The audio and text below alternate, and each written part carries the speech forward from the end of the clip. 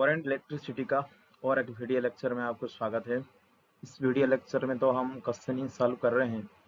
Question दे रखा है given wire is stretched to double its length, how will its resistance change. Okay, तो resistance कितना change हुआ कैलकुलेट करने वाले हैं।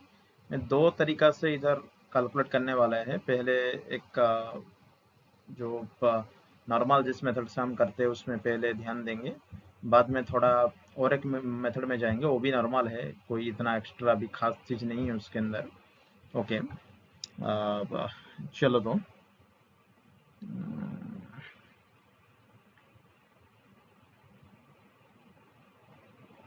ओके, इधर दे रखा है given wire is stretched to double its length, how will its resistance change. उसका रेजिस्टेंस कैसे चेंज होगा। तो डबल हो गया लेंथ। मान लो कोई इधर मेरे पास कुछ कंडक्टर था या कोई वायर वायर दे रखा है इधर, सॉरी वायर था। मान लो जिसका लेंथ पहले एल था, जिसका लेंथ एंड जिसका एरिया ए था। बाद में तुमने क्या किया, उसको डबल किया, उसका लेंथ को किया क्या, डबल कर दिया। लेंथ को ये डबल कर दिया आपने, क्या कर दिया, डबल कर दिया। तो जो एल था वो अभी हो चुका है 2L। कितना हो चुका है, 2L हो चुका है। तो उसका एरिया कितना होगा, देखो ये 2L हो गया।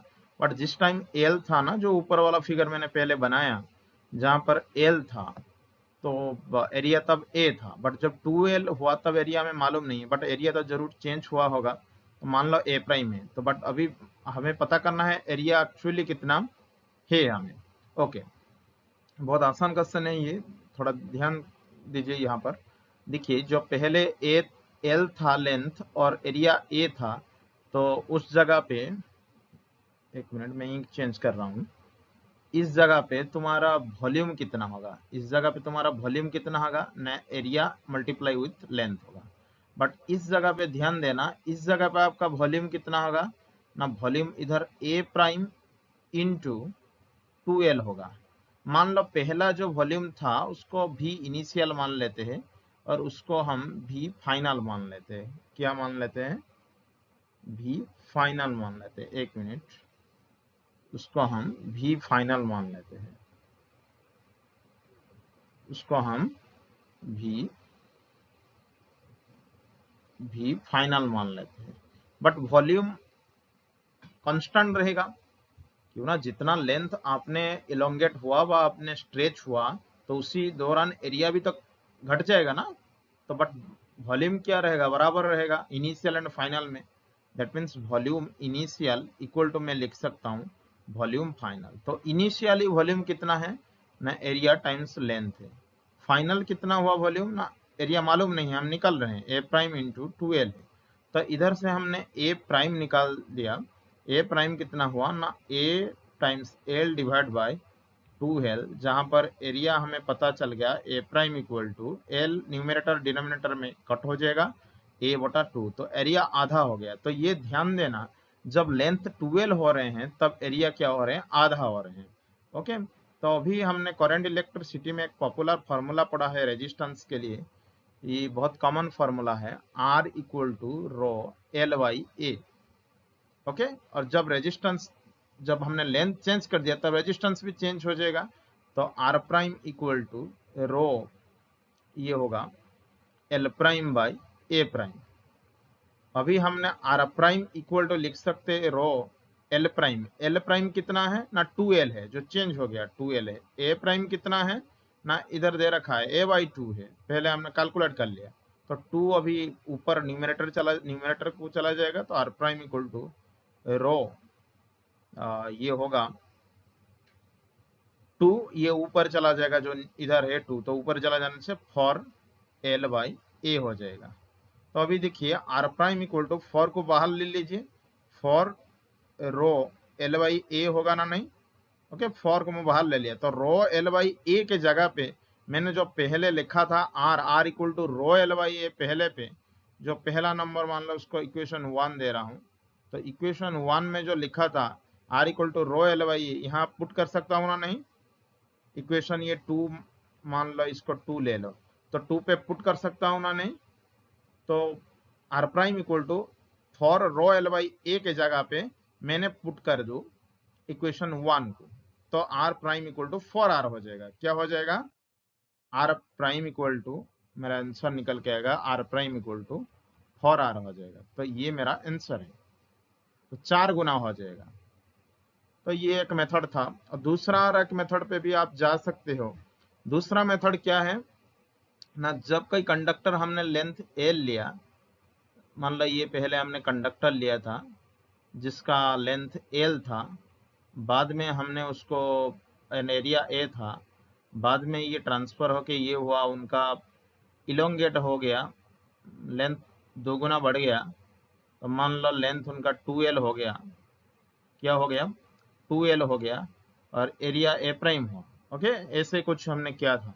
तो इसी जगह पर जब आपको क्वेश्चन में ओनली लेंथ के बारे में दिया गया है, गिवन है, एरिया नहीं दिया गया है, तब हम लिख सकते हैं कि एरिया इंटू लेंथ समान हमें मालूम है वॉल्यूम है। ओके, तो हमें होल एक्सप्रेशन को लेंथ के टर्म पे हम कन्वर्ट कर लेंगे।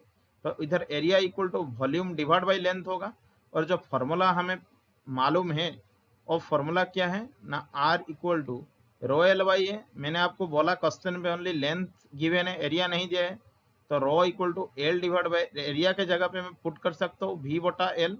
अभी एल ऊपर हो जाएगा तो rho L square divide by V होगा ना, नहीं? तो अभी जो फॉर्मूला निकल के आया, तो R equal to rho L square by V. तो इस वाला जो इक्वेशन में ये तीसरा इक्वेशन दे रहा हूं मेरा, ये तीसरा इक्वेशन के ये पता चल रहा है R is directly proportional to L square.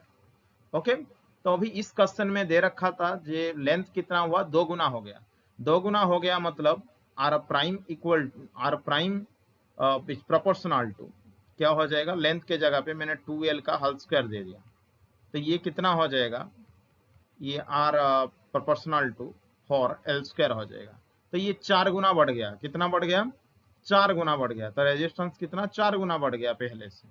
Okay, तो ऐसे भी हम कर सकते। तो ये फार्मूला है, ये जो फार्मूला मैंने लिखा, ये फार्मूला के बहुत काम देने वाले हैं। अगले वीडियो में मैं आपको इस रिलेटेड कुछ मैं समझा दूंगा। ये फार्मूला स्पेशली कहाँ यूज होता है। एक R equal to rho L बटा ए है एक फार्मूला, ये फार्मूला याद रखना।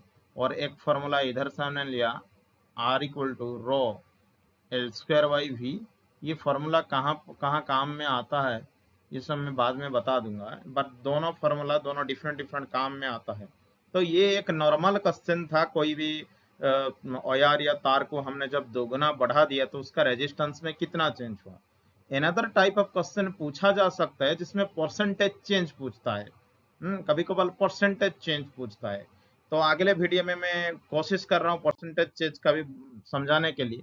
तो जब भी परसेंटेज चेंज पूछता है किसी भी चीज में, परसेंटेज चेंज पूछता है, इधर हम रेजिस्टेंस के ऊपर काम करते हैं तो हम बात करते हैं रेजिस्टेंस के, बट कोई भी जगह पे परसेंटेज चेंज पूछता है तो उसका मतलब change divide by original into ये 100 किया जाता है। ओके, तो परसेंटेज चेंज इन रेजिस्टेंस जब पूछेगा तो चेंज इन रेजिस्टेंस मतलब delta R divide by R into ये 100 होगा।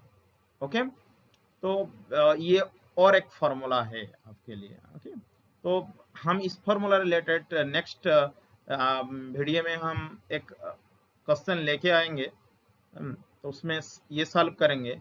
And another one things is there, जब स्मॉल चेंज होता है, परसेंटेज चेंज जब भी रेजिस्टेंस का निकलते एक लार्ज स्केल में होता है एक स्मॉल स्केल में, तो दोनों सेम नहीं है, दोनों में अलग अलग होता है। दोनों में हमने फिर ट्रिक सिखा देंगे आपको अलग अलग।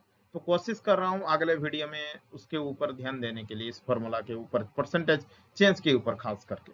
Okay, thank you.